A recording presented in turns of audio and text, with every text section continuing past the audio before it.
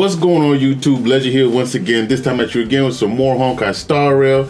And I want to talk to you guys about Ruan Mei. She is coming soon and it's time to start preparing. Make sure you have everything ready for when the queen comes. Her throne is nice and ready for her, all right? So I feel like a lot of people are going to be getting Ruan Mei, especially now that you don't have to really choose between Dr. Ratio and Ruan Mei, thanks to the wondrous Hoyoverse for giving us a free limited 5-star. A lot of people are going to be getting Ruan Mei. I recommend Ruan Mei to a lot of people. Maybe I might make a video in terms of like who we should be looking for in terms of Ruan Mei, Hanabi, and everybody. But a lot of people should be getting Ruan Mei. So let's prepare for it. So first things first, we want to make sure that we have the correct materials ready for her, right? First thing you want to have, the boss materials that you want to have these things right here, the gelid chitin right here. So you want to farm these up, 65 of them in order to get her over up to 80, okay? So we have the material ready, so you don't have to wait for that one. But in terms of the boss material, this one right here, the weekly boss material, that you're gonna have to wait until the new patch when the new boss comes, that new beetle thing that they showed on the live stream. I want to implore you guys, make sure that come next week when it's time to do the reset before the patch, do not do your 3 boss drops until you unlock the beetle, or unlock the new weekly boss, because here in Star Rail, unlike Genshin, you can just do that boss 3 times in a row and just get all the materials you need in 1 week. That's what you want to do. You want to wait until the patch drops and then fight the boss. I wanted to make sure I got that across right there, especially if you're getting Ruan Mei. If you're not getting Ruan Mei, then it doesn't matter that much. You still should do that because you still want to stack up those boss drops. But just so you guys know, all right? That's a warning I want to give you guys. But in terms of the other materials, it's pretty standard. You know you're gonna want to have the harmony pieces right here. I mean, depending on what trace level that you guys are doing, that depends on how much of these harmony materials you want to get. But like, I'd say a safe bet, like unless you're planning on maxing everything out, I'd say a safe bet is to get about around 100 of these Stellar Symphony, and you want to get 81 of these things right here. And then about 24 of these. If you already have a light cone ready to go, then you need even less, honestly. But I'd say that's a good number. This is what I have right here. This, for me, this is gonna be able to bring her talents up to 10 skill, a 9 ult, and a 9 talent. So that's gonna be enough for me, and it's gonna be able to bring up her light cone to 82. So that's how much I have. So you can kind of plan around that. I'm looking at my my materials on the other side, what I have prepped on the Ascension guide there, on my Ascension planner. And in terms of like talent books, I mean, it's the same for everybody, of course. For every 5-star, you want to have about 300 of these purple books in order to get them up, and you want about 3 million credits or so in order to be able to afford that too. I got 10 million, so I'm good to go. So I can build a few characters. But yeah, so that's some stuff that you need in order to be able to prep, right?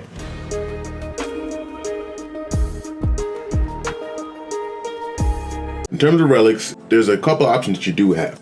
My main option, my first option, is to do the 4-piece thief set, the break effect set for the 4-piece. Because that's going to give you break effect, which she scales off of, and she wants a lot of break effect, right? At least about 180 break effect based on her talent. So that's how much you essentially want to be able to build on her.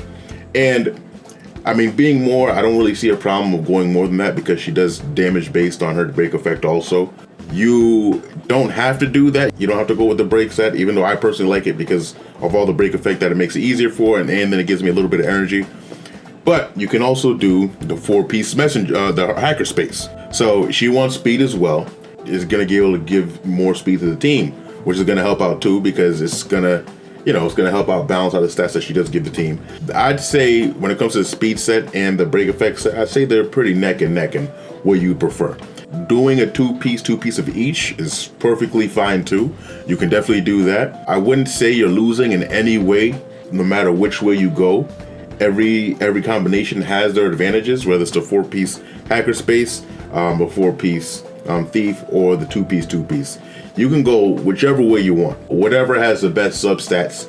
And when I say best substats, I mean break effect and speed. But we'll talk about that in a second. In terms of the planar set, right now I'm doing Talia. I don't know if this is going to be the best option, right? I have Talia myself. I don't know if it's going to be the best option. It gives break effect, which you want, which is great, which is awesome. I'm starting to get the feeling that she, based like looking at everything I have, that it's not going to take much for her to be able to get to the target break effect that you want on her. So the break effect on this might not even be necessary. And what might be necessary is the extra little 5% energy recharge that you get on sets like Von Whack and Penacony. That might be a better way to go in terms of the planar set, but you can choose any of those three. Right now, I have the right stats to be able to do Talia, so I'm putting on Talia, right? Whatever you have the best stats to do, put it on there, okay? But going for Penacony or Von Whack might be the better way to go.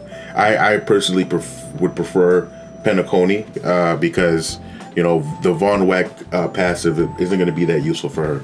I mean, you don't really care if she acts first or not because, one, she's already going to be super fast if you're building her correctly, and two, like, her going first isn't beneficial because how she has that passive that allows her skill to be up first. So if she goes first, it doesn't really matter. So that's the sets that you want to put on her for the 2-piece sets. In terms of the stats that you want, so you want for the main stats, right? I have crit rate body on her, right? Not necessarily that I'm recommending a crit rate body. It's more so it doesn't matter what body that you put on her, right?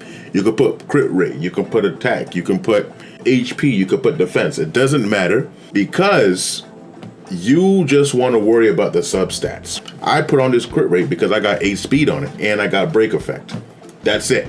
I don't care about her crit, okay? If you have an HP that's giving a lot of speed and a lot of break effect, put that on. If you have a defense and so on and so forth, you want to just balance that, right? Because I'd say best way to do it is have it be an HP or defense so she gets some tankiness, but it doesn't matter, whatever way you want to do. Speed boots, of course, no matter what you want to do, speed boots, you want her to be fast. So if you got some speed boots with some break effect substat on it, it's good to go. Orb, you want to do a defensive orb, HP or defense, right? You want to make sure that you do get the stats right. Like this one right here, I got some speed on it, but you know, I can do better. I would prefer to do better on it, but it is what it is. And you always want to go energy, regeneration, rate, rope. I'm telling you guys. You might think, oh, well, maybe I want to do, you know, a break effect rope. No, you don't need that much break effect, number one. Two, it's better to have her burst up than just stacking even more break effect on her. You want her to have that energy regeneration because that burst that she does is cracked, it's great. A lot of people have been explaining her capability like Kazuha, right? From Genshin. And that is pretty accurate on what she's able to do. And if you're going to compare to Kazuha, if you guys are familiar with that, a lot of times it's better to have, it's like trying to just stack EM on Kazuha without trying to give him any type of energy recharge. It's going to be detrimental. Same thing with this. If you just try and stack break effect on her, then you're losing out because you're not going to be able to get her burst back up, and you're losing out on a lot of the benefits. Because with her burst, she's going to be able to let you do res pen, which is essentially taking down, which is almost like shredding the enemy's defenses, right? Even though you're penetrating, so you're not actually taking it out, but it has the same effect. It boosts damage by the same amount. And then she's also giving damage bonuses. So she's doing the same thing that Kazuha's doing. So you want to make sure that she has as much uptime on that as possible. Okay? So energy regeneration rope is gonna be peak when it comes to that. So that's essentially the idea when it comes to the type of relics that you wanna prepare for her. There's much you don't know about the space station. Let's talk about light cones, okay? So for light cones, she does have her signature light cone, which of course is going to be the best on her, okay? But we're not going to talk about the stuff that her light cone does do, but her light cone does a lot. You know, giving energy to the team when you're doing multiple rounds. It's giving a whole bunch of break effect. It's giving skill points. It's doing all kinds of craziness, okay? But it's going to be the best for her. Even though that's going to be the best for her, a lot of people are probably going to be using Memory of the Past instead, which is why getting her light cone isn't necessarily that high priority, because her signature light cone gives a whole bunch of buffs, but it leaves the door open on one problem that she might have, which is uptime on her burst. Memories of the Past solves that. It gives you almost as much break effect as her signature light cone.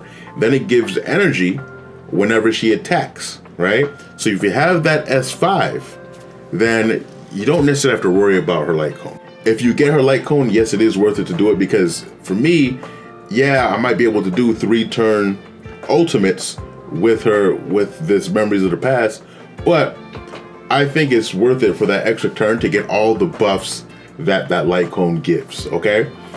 But in terms of, is it being worth it? Is it worth the money to spend to get the light cone? Is it worth it to risk not being able to get some of the future characters to get the light cone? No, it's not. So Memories of the Past is going to be what most people should be using on her if you have it. It's a gacha light cone, so not a lot of people do have it, right? If you don't have it, then my suggestion is going to be Cogger's. Cogger's a 3-star light cone. Because I mean, in terms of how much damage Ruan Mei can do herself, doesn't really matter. So putting on a 3-star light cone isn't a big deal. She's not scaling off of attack, HP, or defense, so the base stats on the light cone are inconsequential.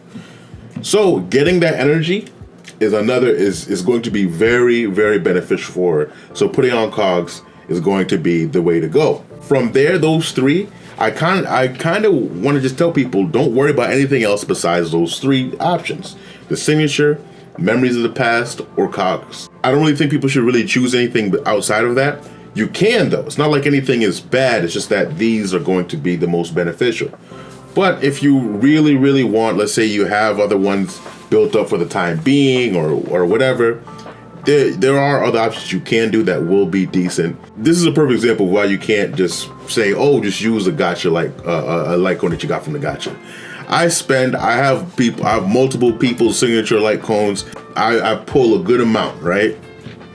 I don't have one copy of Dance Dance Dance, and I would love for my Ting Yun to have it, but I don't have one copy. That's just how it is, right? So, but Dance Dance Dance would work well. It is something that you could use on her if you like, but again, I recommend those main 3. You could use Dance Dance Dance though.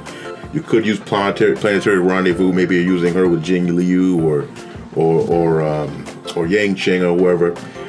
Yeah, you can always do that too. You can use Planetary Rendezvous in that situation, or you can use a Battle Pass light cone, right? Gives some useful buffs there. So those options you can do, but the first 3 I named, of course, are what I recommend.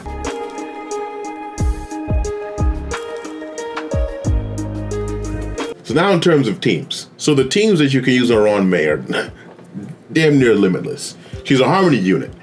And every single team, you kind of want to have Harmony units on the team.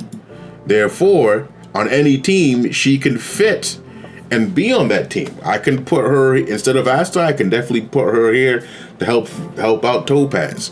I'm definitely going to put her here instead of Asta here on this team. I can put her instead of Branya. I might keep Branya in there, but that's another thing. Yeah, I might put her in here instead of Pela, for Jing Liu. I can do all kinds of different things in order to get this going here. But just saying, oh, do any team might not be that helpful. So let's get into specifics a little bit of where she's really going to benefit different characters, right? And one of the characters I really look forward to her benefiting are Kafka and being on Kafka teams. Kafka is going to benefit from her and her teams so much because she's increasing the weakness break efficiency, meaning that the toughness bars that enemies have is going to go down a lot faster. And when they go down a lot faster, that means break effect is going to start popping off like crazy. And those break effect dots Kafka is going to proc. And it's going to be a beautiful thing. That allows you to invest more break effect onto those units too, because they're going to be able to take advantage of that more often. And break effect dots can hit hard, okay? So that's going to be perfect. And she's boosting everybody's damage bonus. That means the dots on top of that are going to hit harder than they did before. And she does increase speed, not as much as Asta does, but she does increase speed, so that's going to be helpful too. It's just going to be a beautiful thing, right? If you have Huohuo on the team, then she's going to be helping get those ults up faster. It's fantastic. It's a beautiful thing. Kafka is going to love. She's going to love Ruan Mei. Now, another type of team that is going to really benefit from Ruan Mei is going to be dual DPS teams, right? And I feel that dual DPS is going to become pretty meta once she's out. The fact that she can buff everybody by a large amount, it makes it so having two supports like that in terms of like buffers, debuffers aren't really going to be necessary because of how much she can do. So having just two DPSs doing a good amount of damage is going to be perfectly fine. So dual DPS teams is what she's really going to want to focus on, whereas hypercarry teams might be more of Sparkle's territory. But so having somebody like Topaz and Jin Yuan together, Jing Liu and Blade together, Topaz and Himiko, Topaz and Dr. Ratio. And even though Silver Wolf isn't necessarily a DPS, she is a debuffer, Break Effect Silver Wolf is going to go really good with Ruan Mei because she's going to be able to break a lot more because Silver Wolf takes down toughness a lot. So if she's able to do more, that means she's going to have more chance that she gets the break. So putting her with maybe Zhui Yi, who's coming out, is going to be phenomenal. And in a sense, because Silver Wolf's doing so much damage, it's almost like you're having a dual DPS team in that sense. So that's going to be another good pairing right there with her. The possibilities are limitless. You even have somebody like Dan Heng. You can use Dan Heng. Dan Heng a lot of times is going to be using the imaginary set, and he gets that 20% crit damage from the enemy being broken with imprisonment. Because people's weakness bars are going down, you're going to be able to keep the uptime up on that set a lot more without wealth. Perfect, beautiful. And she's SP positive, and if you ever like home, she even gives SP. So like it's just fantastic. It's fantastic. It's gonna be great. So yeah, I definitely like she's gonna be a fantastic unit. Her possibilities are limitless. And yeah, so once you have those things, I think that you're ready to go, and your Ruan Mei is gonna be dishing out, and you're gonna get those teams together, all those materials together, and she's gonna be doing a thing. She's looking like she's gonna be good. So if you guys have any questions, definitely let me know down in the comments below. I try to answer as much comments as I can, and so far I've been able to answer every single question that I see in my comments. So if you have a question, comment down below. I'll answer it. I got you. Like the video if you like the content, and of course subscribe to the channel so you get more content like this. With that, under here, let you know.